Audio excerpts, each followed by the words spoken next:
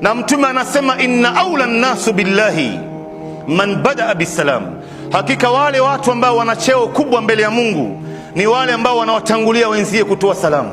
Wewe unapomuona mwenzie anakuja na wewe unakuja kukutana naye, ndani ya moyo wako umeshaweka kwamba bwana, mimi ndo nitamtangulia kutoa salamu. Huyu anayetangulia mwenzie kumtolea salamu mbele ya Mungu ana daraja kubwa sana. Na Mtume anasema wa khairuhuma man badaa bisalam, na yule aliyekuwa mbora katika waislamu wawili hawa ni yule ambaye anayetangulia mwenzie kumtolea salamu.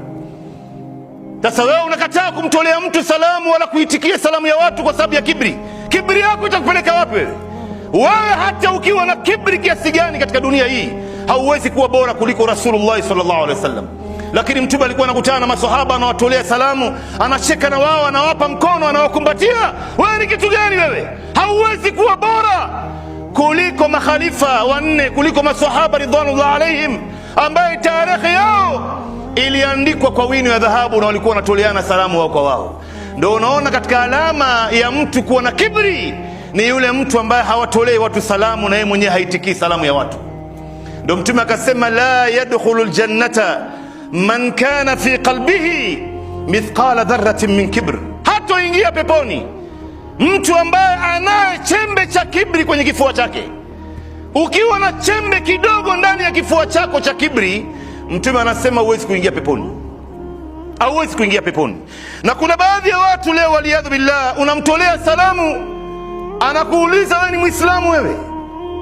Wewe ni Muislamu na umekuwa umemtolea salamu jamani, na anaweza kuona na hali yote ile ambaye dalili za Uislamu ziko katika mwili wako ama katika nafasi yako ama katika mavazi yako, lakini bado atakuuliza kama wewe ni Muislamu, atakuuliza kama wewe ni Muislamu. Waliyadhu billah, wala haula wala quwwata illa billah. Leo kuna baadhi ya watu